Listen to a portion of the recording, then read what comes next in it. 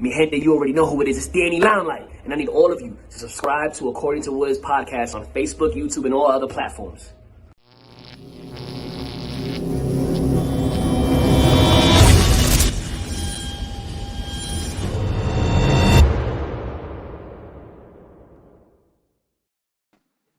I don't know what the fuck happened. But what's good, party people? This is According to Woods, and I have the honor and privilege of talking to the co-owners of one of the premier women's only, submission only jiu-jitsu tournaments in the known land. We've got Albert Tapia and Courtney Carlson. Guys, what's going on? Good. Just finished up with an event this weekend in Texas, so we're just recovering a little bit in SoCal before we head back to NorCal. Whoa, yes, because again, the next incarnation of Submission on the Shore will be the first Bay Area event. That's amazing. You guys are covering so much ground in such a short time. What you guys are doing is incredible. Sorry, cut you off, it looked like. Yeah, we do two types of events, or we have two events going on where we throw professional shows, and those are all women shows.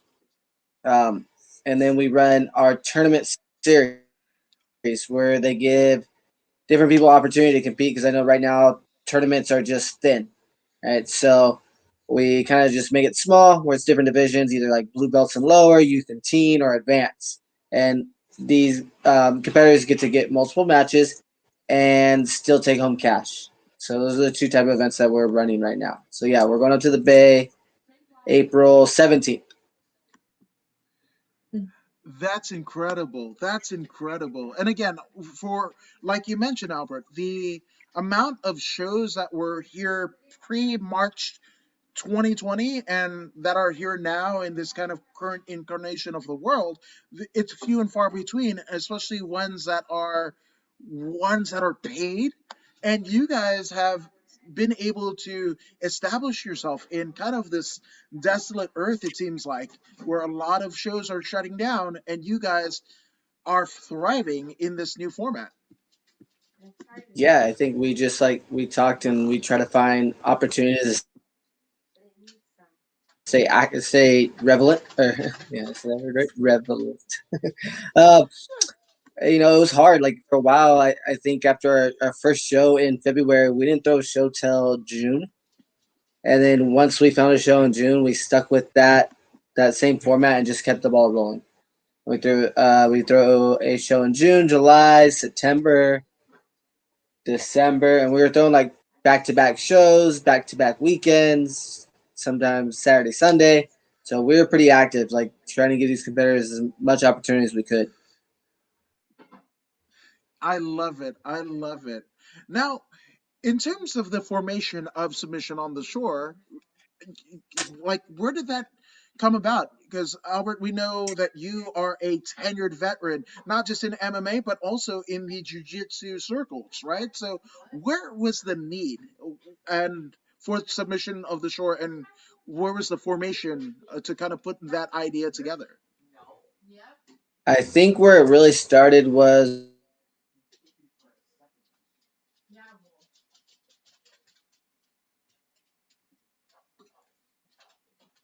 I hope I'm still there. There we go.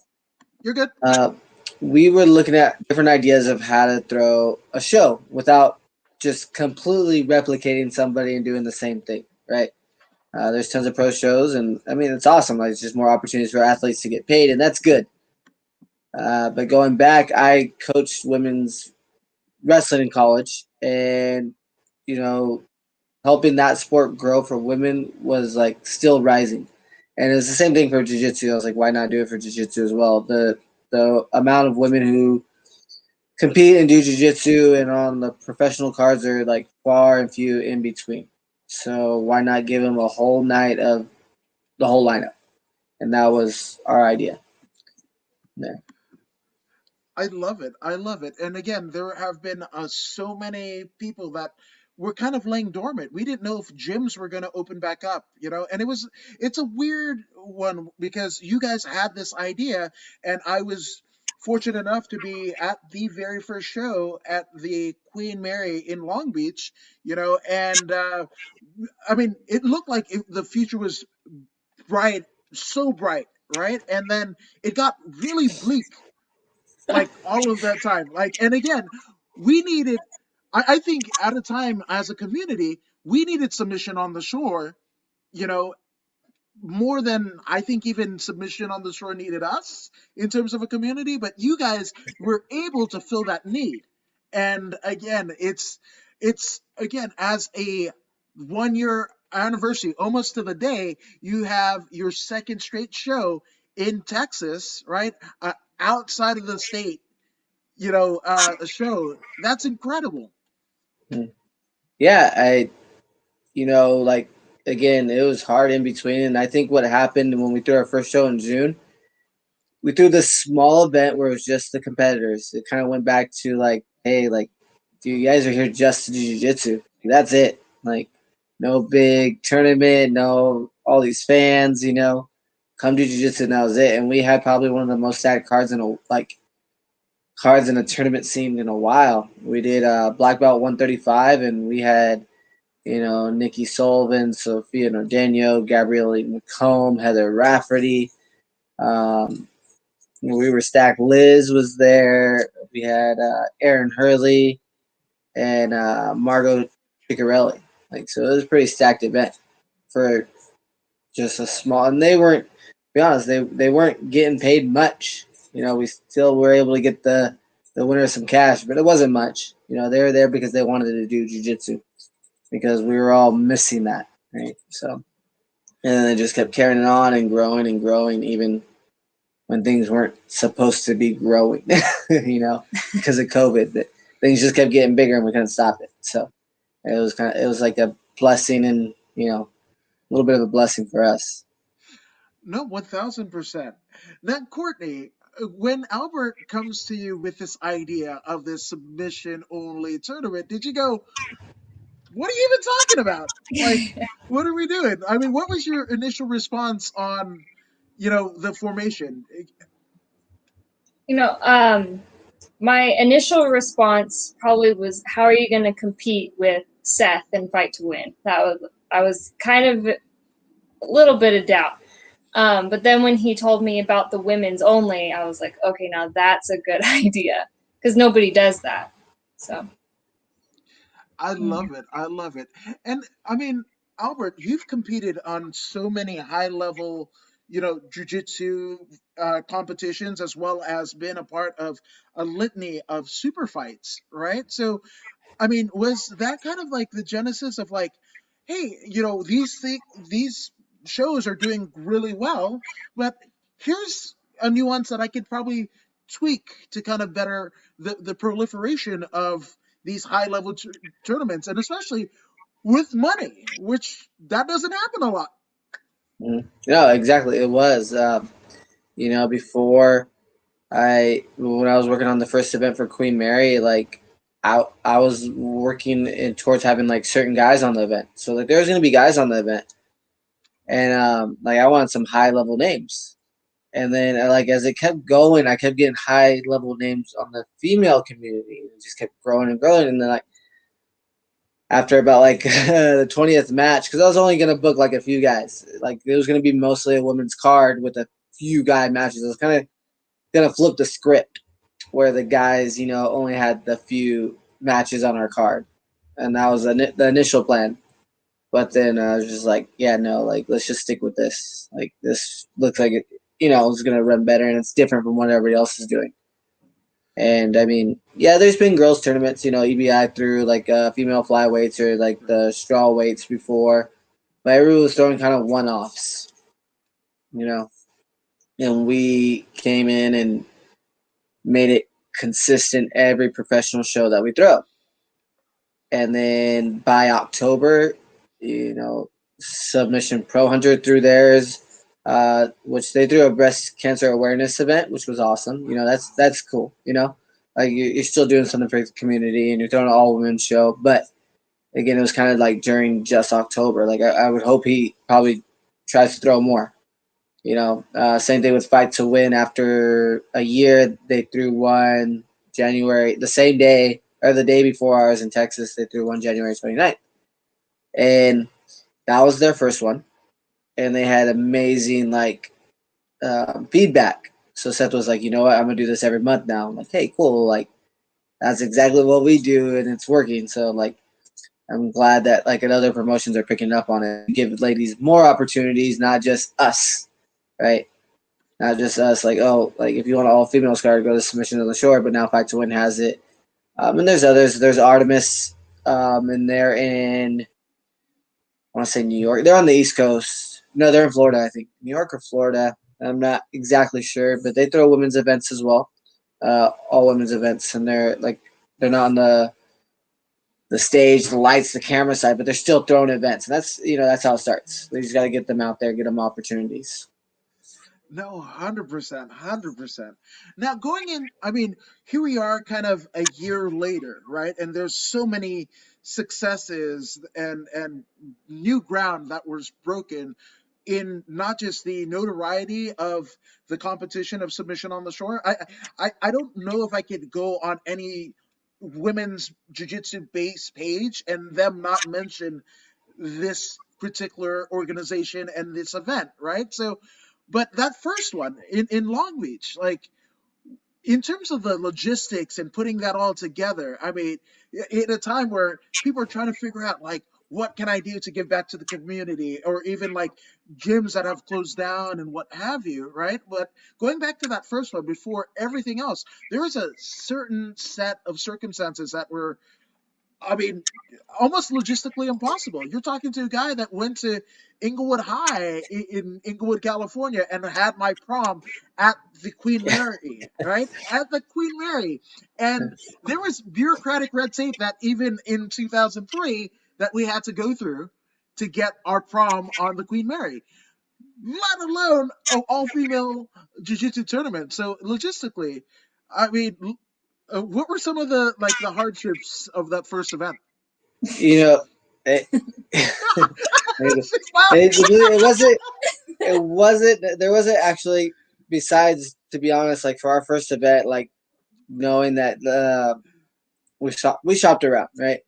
But the Queen Mary just kept making sense. The more the card grew, the Queen Mary made sense. You have all women's tournaments on the Queen Mary, why not?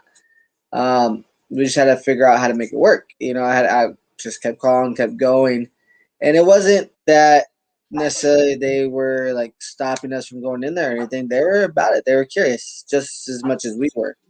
They've held MMA events on the Queen Mary, but it's in the parking lot. I've been to some. Yeah, me too. I got beat up in one. I've been there. But besides just honestly for the first event and the financial situation, really just wow, we're spending a lot to be here, but let's hope it works. And sure enough, it did. So, besides your basic hiccups that when yours, I'm not gonna say basic, you always have a new hiccup the night of the event or the day before, or the morning of. And there's just those, the mat's not fitting, having to go pick up mats at 1 a.m. And that's probably the biggest hurdle that happened in that event. By yourself, too. By myself, yeah. No, I had Jason Yusuf helped me out. But still, I mean, there wasn't too many hurdles besides just putting up the money to be on there. With having no prior experience throwing a professional jiu-jitsu show. But that's it. So everything was a lot of calls and finding a lot of contacts. No, 1000%. Now you have that amazing first show, right? And I want to get into what was after it. What was the idea? I knew you guys wanted to have more cards, but I mean, did you have a set number of the amount of cards that you wanted to do in 2020? And what was that number? One a month. Yeah, we're looking our first year after that February event. We're hoping to get, I probably would say, at least 4 more, for our first year, and we had some pretty cool ideas, and we were going out there trying to book, but that was during as Corona was growing and nobody was booking us. So I mean, We were trying the USS Midway. We were trying things like outside on top, like hotel decks. So we had some cool ideas that we wanted to carry that trend over from the Queen Mary, and now just be like a one and done type show. You know, we wanted to give them that same atmosphere, that same vibe for people like continuously competing on our shows. That's amazing. Now, in terms of getting the call, like I was actually on my way to like Lights Out Extreme Fighting at Commerce Casino here in California. I was getting ready for their weigh-ins, like literally 20 minutes down the 5 freeway to go to the weigh-ins, and then I get there and there's not even a cage set up, there's nothing, and I'm like, what? And I happened to go to their Instagram page, and it's like everything was shut down.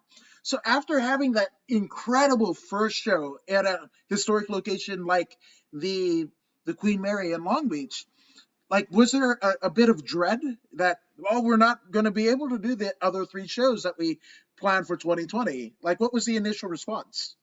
Yeah, definitely. Like, man, like it's gonna suck that we have all this momentum. Like we were on a lot of people's mind after that show, and I think I went and competed in Texas for Fight to Win, and like I came back, I was like, we're doing a show. Like everybody else is doing it. Like we're gonna do a show. Let's do one. And it was June when I went to Texas. Maybe May or June. I can't remember. But after I came back, we did a show. Like, you know what? We're gonna do a show. Let's just do it. I got with Robert, my streaming crew. Was like, hey, it's not gonna be like a big show, but we're doing one. We're gonna put people like we're gonna stream them, no audience. We're just gonna give competitors an opportunity again. You know, so No, I love it. And shout out to the Gym Crashers crew of Robert Simerson, Dondo, as well as Sean Lerma from Our Life CBD, because it was amazing the kind of the kinship, right, that was developed on that first show, because that was almost a narcissistic way of like opportunity, because who would have known that streaming would be the only viable option in terms of getting your show out there, and mhm. you make this awesome connect. And at that time he was kind of Robert was making inroads with like the Eddie Bravo crew and EBI and Combat Jiu Jitsu and streaming, and it just kind of worked together so perfectly. No, absolutely, and it just gave us opportunities to keep finding more connections, more possibilities, and different ideas during that time. It was a good time to like grow, not just sit on your ass. You know. No, 1000%. Now, in terms of uh,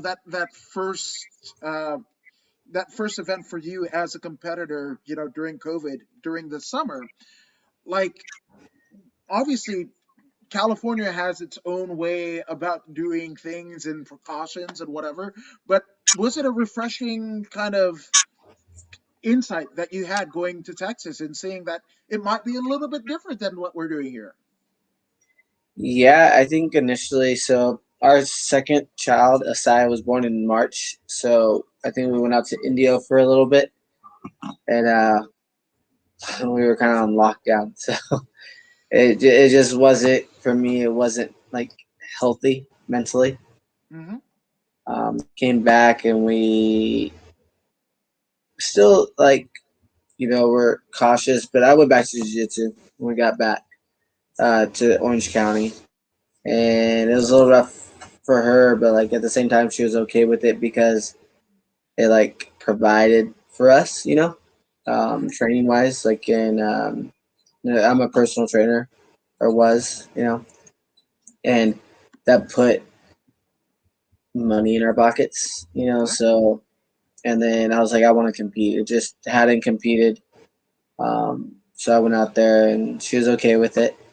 Well, I mean, I think she was okay with it. And then Yeah. I came back, you know. Were you okay with it, Courtney? Yeah. But, we, you know, different people have different beliefs, and that's fine. Like as long as they're okay with, if they want to be cautious, perfectly fine. If they don't, we took our boys to Texas this weekend. So, and they love being on the mat. So No, absolutely. Now, one thing, it's not just the tournament itself, right? But it's the branding that has, it's not just, an acronym of your brand, right? Of the letters and the words and everything. There is so much that goes into the shirt. I have the first like Mystic submission on the shore shirt, which I should have worn. Sorry about that, but I know, I'm so horrible. But in terms of branding, I mean, Courtney, you guys both have those beautiful submission on the shore t-shirts now. You guys went through an era of rebranding. Now, Courtney, with you have your own business in terms of Honey Hole Sweets, right? So you are all about branding. Did you kind of work with Albert to kind of tweak the initial logos and stuff like that, or was it the necessity of like, oh, Jiu Jitsu Island, we're doing this on an island, so let's go a little bit more fun and frilly? I think the logos, like the first logo was kind of like we need a logo, and so we just like got something quick. And then as the event started to progress and get bigger, okay, let's do something that's a little bit more feminine, something more colorful, bright, and attractive. But a lot of the branding or logos and stuff is him, and then I just nitpick it. I'm like, let's do this instead. Oh, I know those. I know those. Like my wife will sit in the corner and they're like, "Oh, that was a good podcast or not?" Like, and it's funny because she is not involved, and that wasn't the prerequisite. Like to be involved in combat sports or like it or whatever. It's very much my thing. None of the kids, she isn't or whatever. But like when she goes, "Oh, that was a good podcast," I'm like, "Really? That's my barometer." Like, if my wife thinks it, okay, that's okay. I'm good. And then she also her honey because you mentioned honey hole. She wanted it from I think it was our Spring Valley event. She donated to the youth pro because of the honey hole position from the leg lock position. So kind of like blended jiu-jitsu and sweets together. That's not a bad deal. And usually that's where the magic happens, so to speak, is by combining in an efficient way, the love of two things. And I mean, Coca-Cola is a brand name that is synonymous, but I mean, one would argue back in its initial deals, people's love for energy and cocaine, that's where we got it. Now it's not involved with that now, but again, sometimes things working seamlessly together where you wouldn't necessarily put the two together, and they need to go together, and they go together. Pineapple and pizza, maybe, No, maybe. I do it. No. no.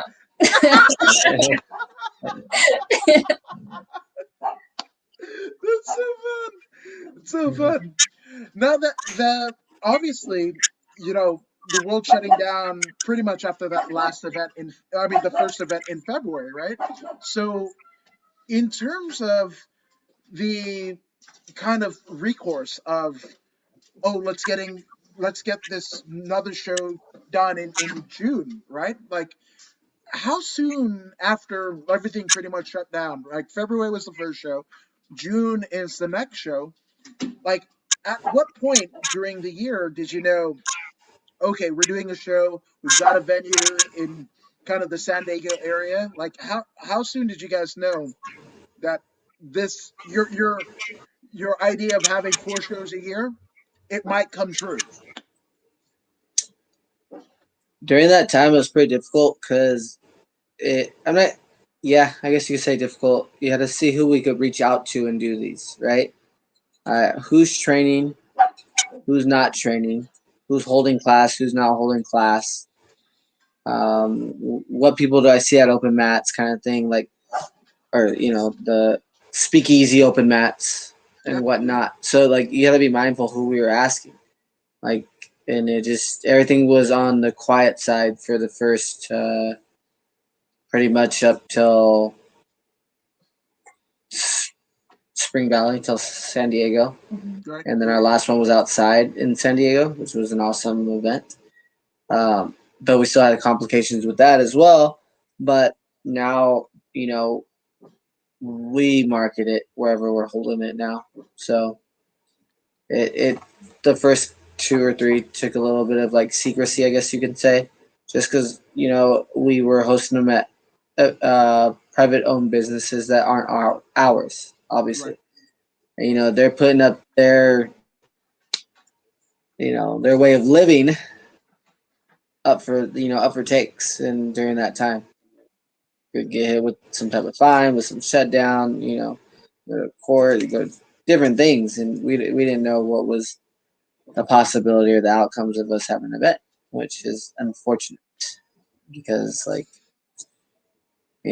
people just enjoy what we do, and that's all we're doing.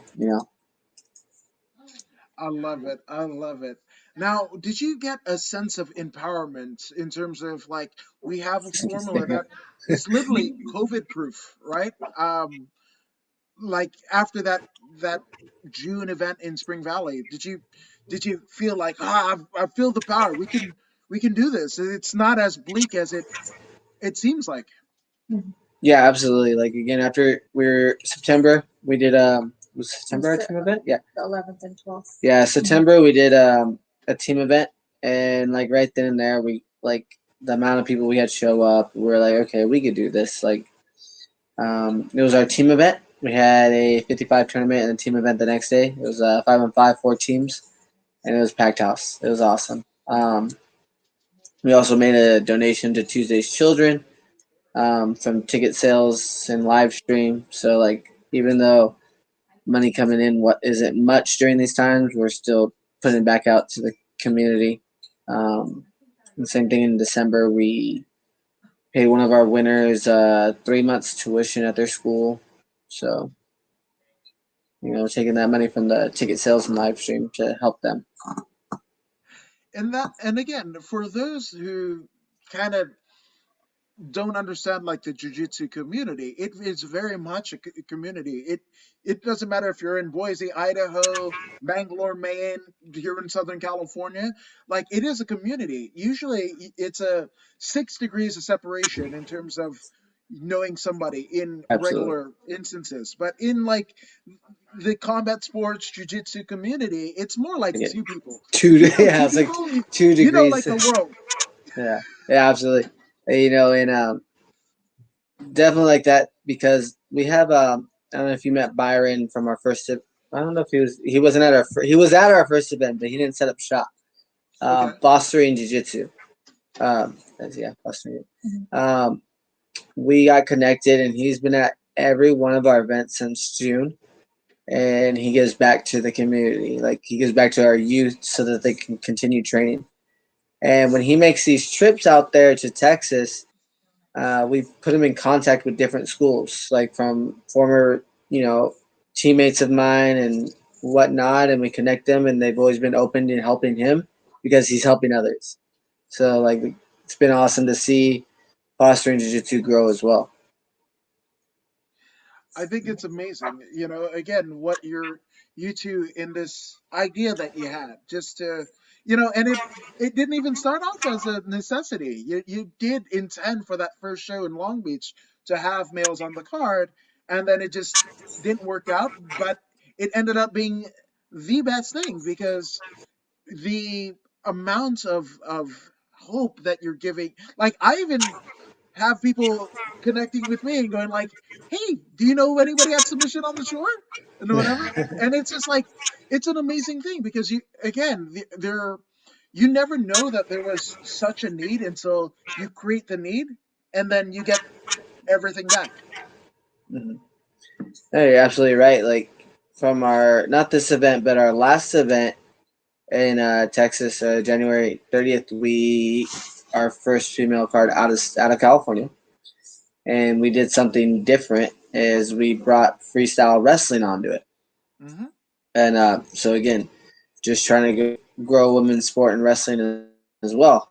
It's grappling, so love for grappling, and whether people from jiu-jitsu seen wrestling or know about wrestling or know they need wrestling, right? Because usually that's what happens. They know they need wrestling. It was just awesome for them to see, and like it lit up the room when they were on there. And after that show, Fight to Win added wrestling. So again, giving more ladies opportunities, right? So I think they had like 10 matches on their show. I think the same this past weekend. Wow. And again, that's the impact, right? You guys are trying something different and unique for the community, and to see the community respond, not just the competitors, but other, reputable and notable, promotions that you all have competed on yourself, and them kind of seeing what you guys are doing and going like, hey, that might be a cool idea. I didn't think of that. And that's got to be a really cool scenario to be in. Yeah, it's helped us grow. So like, people recognize it as well, and I think that's good, and just hope more, like again, same thing, just hope more promotions pick it up. That's all.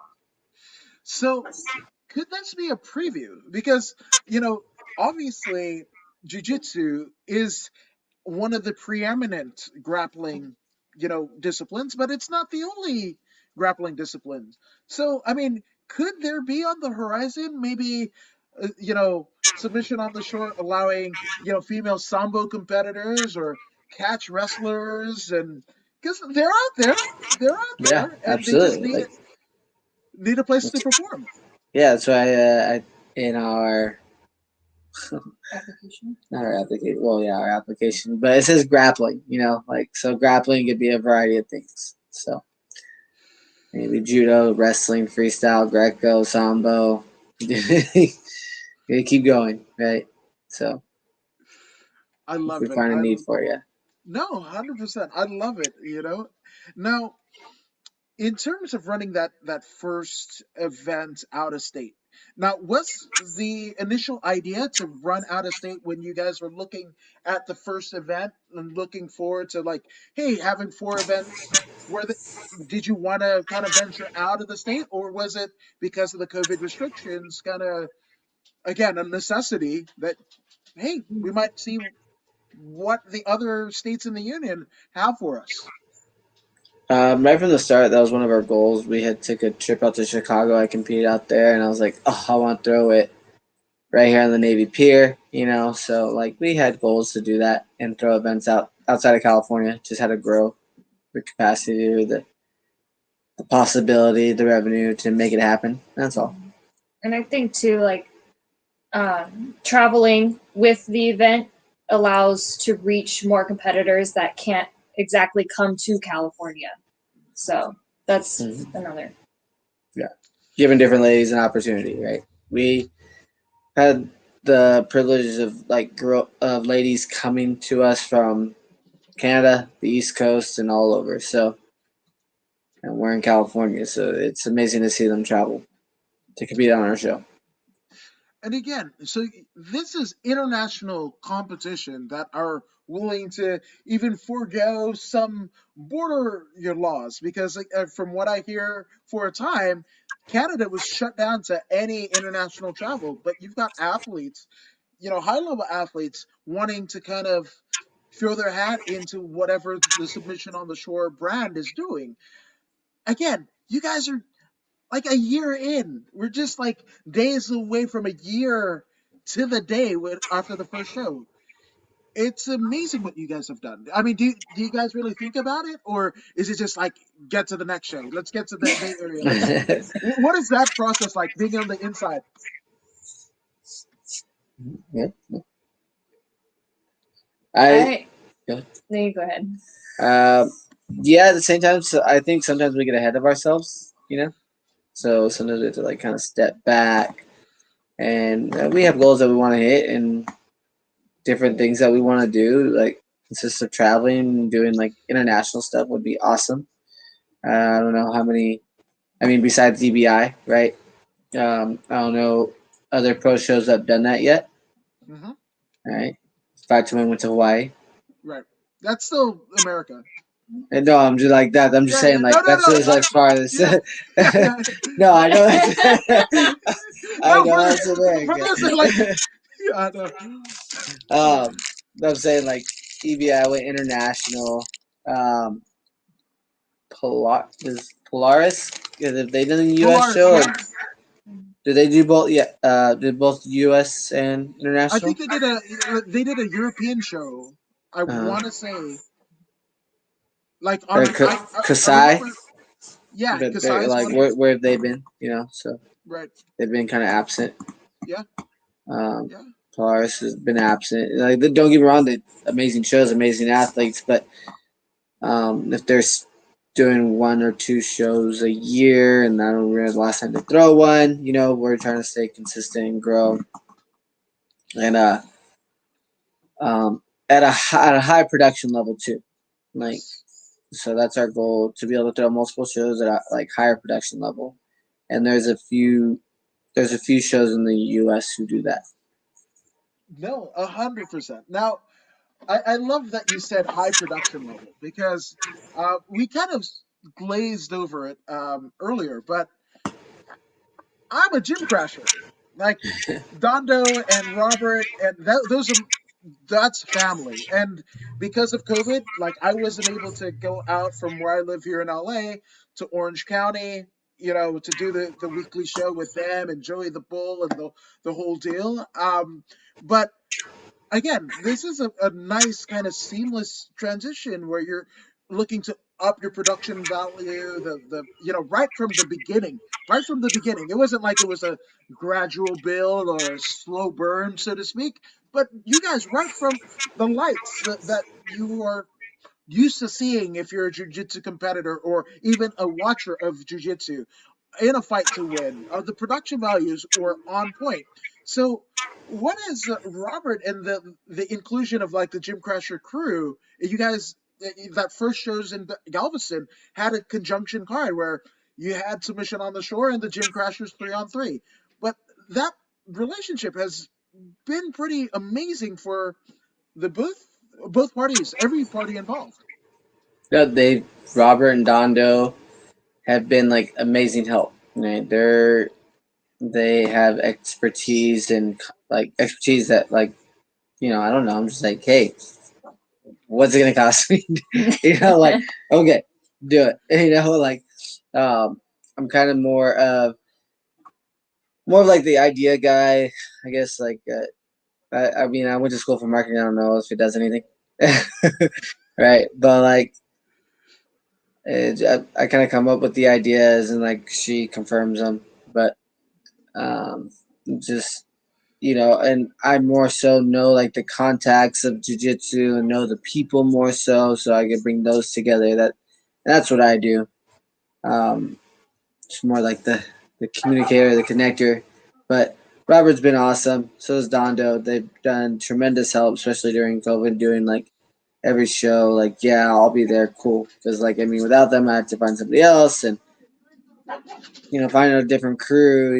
It's like new relationship, I guess. It takes a while. No, it does. It does. It takes I think Amy Grant said it takes a little time sometimes to even get the Titanic turned back around. That's it. I'm not gonna sing it because my vocalizers aren't tuned up, and they're pretty shit otherwise anyway. But yeah, no, it's amazing. To have everybody just kind of work together for the greater good of Submission on the Shore. Which I gotta ask. A year. We're looking at a year in terms of like the 5 year trajectory or even the next year trajectory at year two, what do you guys want to have accomplished come year two?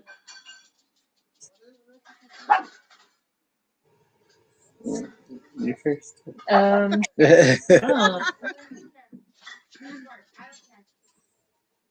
I mean, I want to say if she has different goals than me, so I'm letting her speak first. Besides me just coming up with all the goals. I mean, the main thing that I want to see, I mean, obviously, besides our event growing, is just other promotions picking up on what we're doing and giving more women opportunities to compete on big stages. So, I mean, that's what I see, at least. Get the women paid more, right? There you That go. too. Yes, you do. I mean, the pictures from the first event. I think Blanca Garcia. Shout out to Blanca Garcia. Took a fabulous, picture of you with the winner of the tournament. And again, cash money. This is not a check. This is not like cash money that was coming out. And again, you don't see that even in a lot of men's. If you're not like Orion in terms of or Algazan, right?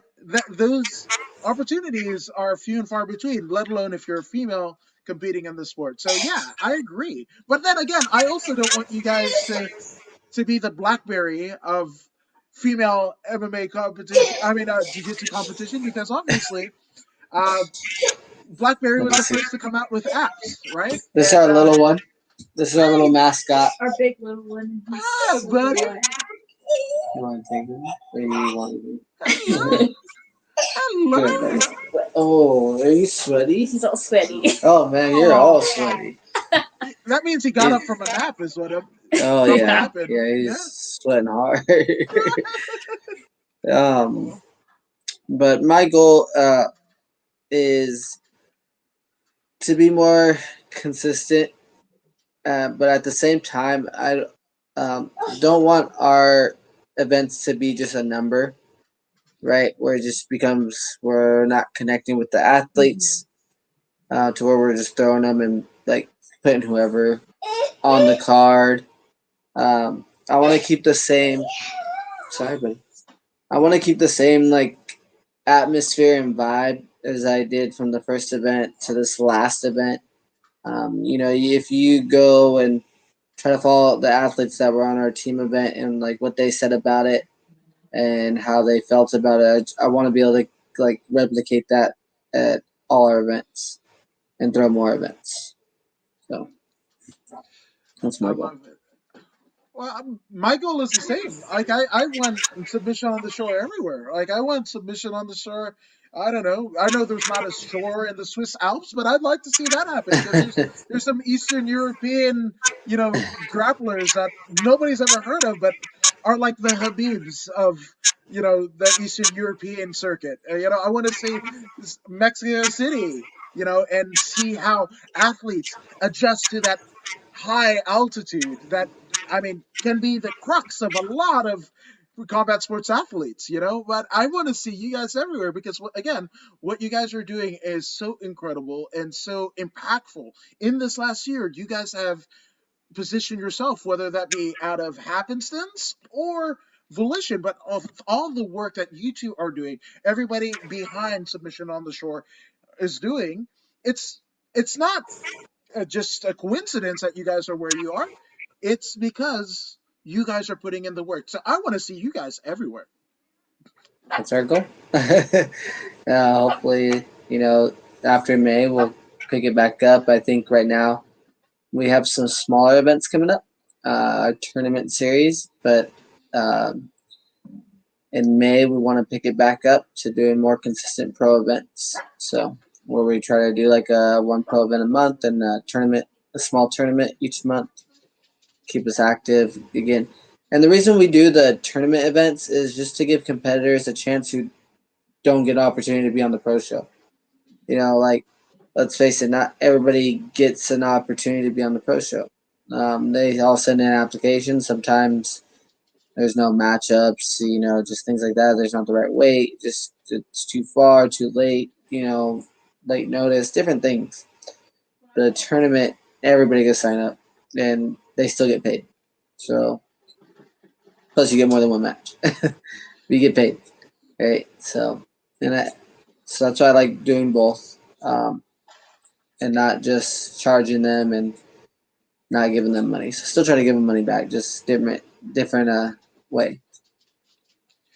No, 100%. Because it's after cutting weight and everything, and you might either win, you might lose, and everything like that. You can't go and get a Yeah, I guess here in California, an In and Out or Whataburger with a medal, you need some money. You need to recoup some costs, right? Like, you know, Yeah, absolutely, right? To hit the right spot. Acai. acai Acai bowl. is expensive, right? Acai is Yes. expensive. Like, So I you mean, just for the basic, it's like $12 a bowl. So, yeah, and so that's you not need even some with the money. coconut shavings or anything. Just saying, no peanut butter, nothing. Just that. She doesn't like Acai. peanut butter, so she's okay with that. Oh, I'm sorry. I don't want to gross you out, but I might have had like a whole thing before the show. Just to pick me up. It's a pick me up. Um, now it now the MMA superfan over on YouTube says with her recent loss fresh in our memories, do you think that Gabby Garcia is overrated? Interesting. So, do you even know who Okay. Gabby Garcia is? Honestly. uh, No. Think think Chris Cyborg but bigger.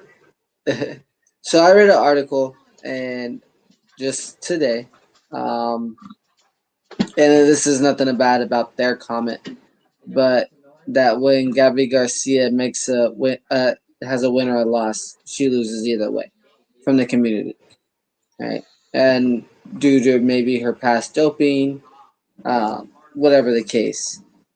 Um, but like, is her jiu-jitsu overrated, or like what is he asking exactly? Because like, I mean, we're talking about jiu-jitsu, like she's a big girl, yeah, but when we go to class and you tell somebody, oh, don't use strength, it's like you're telling it's like telling a tall person, hey, don't use your length, right? Like, why? Like, you're tall, you're long, use it, right? You're strong, use it. You're big, use it. Use what you have.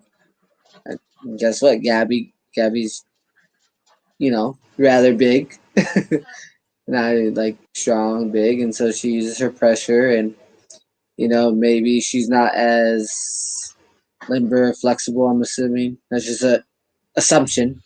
That's why she gets caught. But man, I bet you nobody wants to be under her, right? Getting pressure passed. Nope. The top Right? pressure alone? Yeah. Ooh. So Yeah, and he yes. says yes.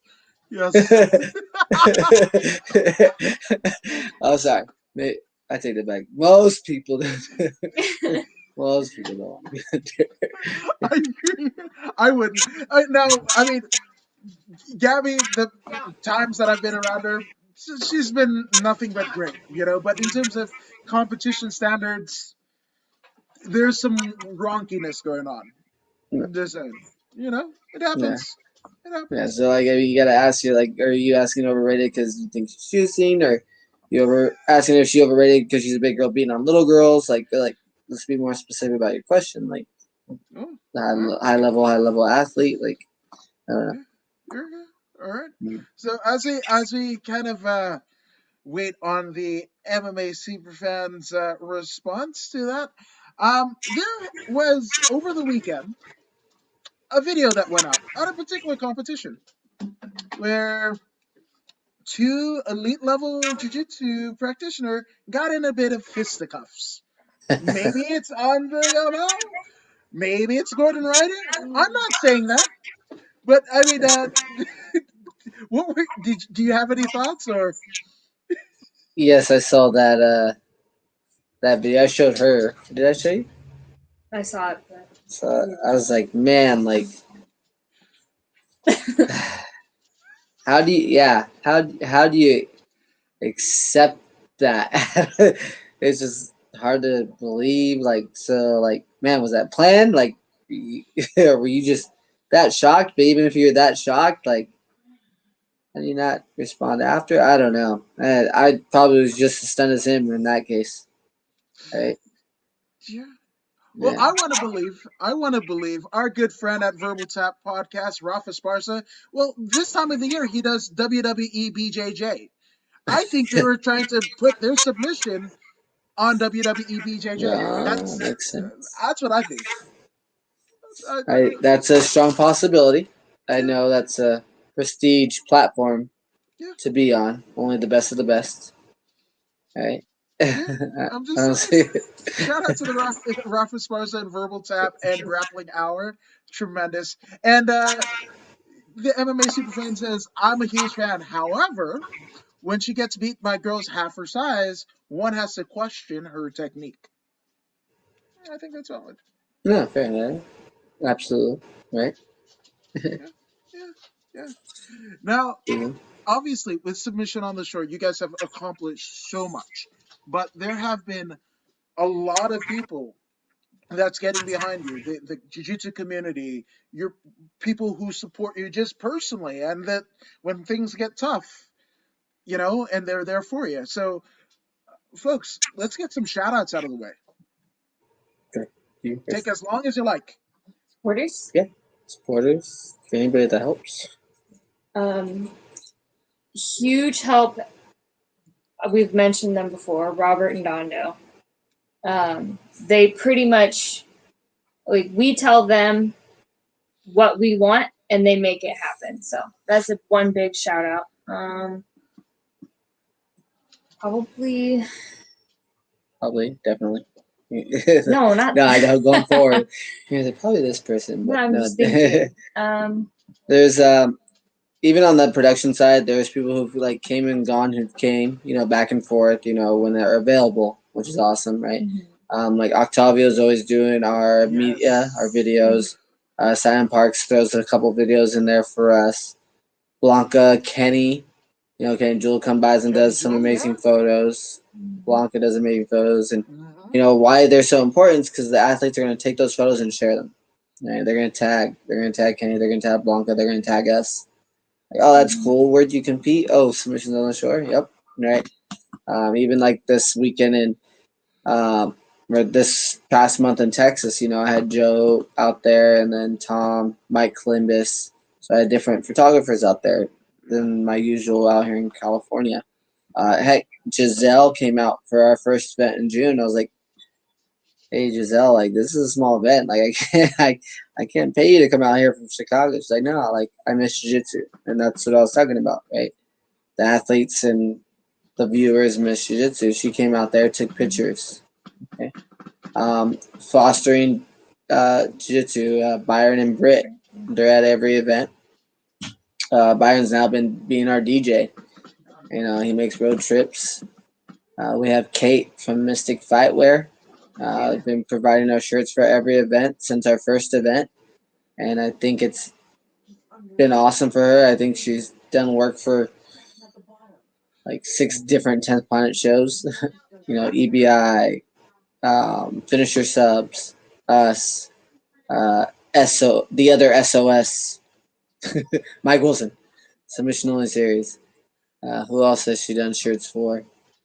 And those are different events. We have Rick Alacron, ATTC, where he's been a major supporter from the start at every event, and he provides one of our like most prestigious awards, the Warrior Spirit Award. Which is actually yes, right here. You can't really see the You writing. can't see it. Oh, there it is. Yes, Yeah, the Warrior Spirit Award. That's going out to Latifah McBride from this event this weekend. A 16-year-old blue belt, 3-month blue belt. She whooped people. She beat a purple belt her first match, a brown belt her second match, and then she ran into Heather Rafferty, finally tapped to a heel hook. We've had Sean Lerma providing our athletes with CBD, our Life CBD recovery. They've been at every event. The gym owners who've helped us, Brian Mendez, we had Gracie Ba in Anaheim. We're Suzanne out in Spring Valley, and then just tons of people that help on our muscles. Yes, our help for every event. Crews. Our refs lately have been like John Romero and AJ. John Romero. Yeah, we've had different refs lately, like even from the start. So it's been a constant growing of help from the start to finish. Different people come, might miss a show here and there, but they come back. They enjoy it as well. But like the athletes, obviously, right? Now Without athletes, them, we don't have a show. yeah, without them we don't have a show. So the fact that they're willing to travel and compete, that's amazing. They put it online for, very little, if not no return sometimes, besides like the experience and love for jiu-jitsu and competing. So, I, l- yeah. I absolutely love it. That's amazing. But again, what you're getting from the community, you are giving back tenfold. And I mean, you look at AJ Jenkins, right? You look at John Romero. These are two people that were a large part of the early days of MMA, as well as jiu-jitsu practitioners in their own right. That, I mean, much like me, they were working every weekend, and then COVID happened and everything. So the fact that they were able to do competitions like this and other referees that you guys have used in the past, it's amazing, and it just shows you how big and how intimate our community is. It almost defies logistics. Absolutely. No, we're just very grateful for the help because sometimes it's rough labor sometimes, right? And so they make it happen, and all our babysitters. Sometimes the athletes during the event, but they help too. Hey, you know what? To have a babysitter that knows a good rear naked choke or a heel hook, I mean, that might serve well in their teenage years, is what I'm saying. Yeah, he's out. He went back to sleep. So There you go. Now, he's not obviously, listening. the $1 million question is, it's not is everybody has a price for the $1 million man. No, no, no. For those who want to get more info on what you guys are doing and what Submission on the Shore is doing, where can they find you on social media? For submissions on the shore itself, they go to our website, subsontheshore.com, or our Instagram, Submissions on the Shore, our Facebook, Submissions on the Shore, and I'm sure you'll find us tagged somewhere on the Instagram or Facebook. Yeah, if you guys really want to find us, you guys can. For sure, we're in a few photos. Yeah, I'd say so. But again, we can't thank you enough. I am a very, very small part of this community, but I want to thank you personally for giving so many athletes, so many practitioners of jujitsu, to show their art, not just in the form of the competitors, but you mentioned Our Life CBD, you mentioned the gym crashes, you mentioned Mystic Fightwear. These are all brands and all practitioners of jujitsu, lovers of this sport. That again, if not for Submission on the Shore, it wouldn't really have a place to parlay that in 2020 and this early part of this year. So again, um, I humbly thank you guys for what you guys are doing because it's amazing, and I can't wait to see what is next. And again, the next event is when and where. We're working on one in Huntington Beach, which will be youth and teen, and then intermediate. Then April 17th in the Bay, which is like our baddest blue and advanced nogi, and then April 24th in Phoenix, Arizona, for youth and teen. So trying to get a lot more tournaments for the younger ones right now in April. I absolutely love it. I absolutely love it. And again, I can't thank you enough for joining us here at the According to Woods podcast. You guys have been amazing. But also, thank you guys for joining us here at the According to Woods podcast. And if you haven't already done so, go ahead and like, share, and subscribe to the According to Woods podcast on Facebook, YouTube, and Twitch. I mean, Albert, Courtney, you guys are subscribed, right? Mm-hmm. Yeah. So again, be like the co-owners of Submission on the Shore and go ahead and subscribe. But don't just do that.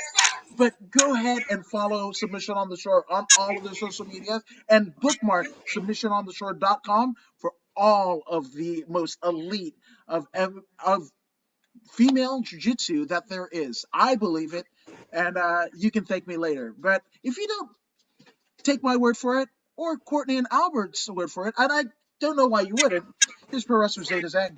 Hey, this is Zeta Zang.